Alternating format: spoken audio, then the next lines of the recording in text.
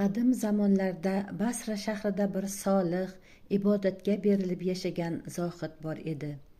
U dunyo lazzatlaridan yuz o'girgan, kunlari ro'za, kechalari namoz bilan o'tardi.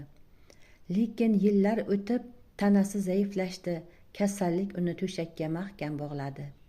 O'lim nafasi yaqinlashganini his qilganda atrofiga yaqinlari yig'ilishdi va ular ho'ngrab yig'ladilar. Zohid ko'zlarini ochib past ovozda dedi: "Nima uchun yig'layapsiz, otajon?" Ota ko'z yoshlarini artgan holda javob berdi: "O'g'lim, sensiz qanday yashayman?" Zohid onasiga qaradi.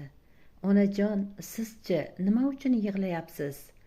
Ona yig'lab dedi: "Sensiz hayot qanchalar og'ir bo'lishini o'ylab yig'layapman." So'ng xotiniga yuzlandi: "Sen nega yig'layapsan?" Xotini ko'z yoshlarini to'kib javob berdi: "Bu hayotda sensiz qolib qanday kun kechiraman deb o'ylayapman." Farzandlariga qarab so'radi: "Sizlarchi?" "Otajon, biz yetim bo'lib qolishimizni o'ylab yig'layapmiz." Bu javoblarni eshitgan Zohidning yuragi titrab ketdi. U dard bilan dedi: "Sizlarning hech biringiz men uchun yig'lamayapsiz.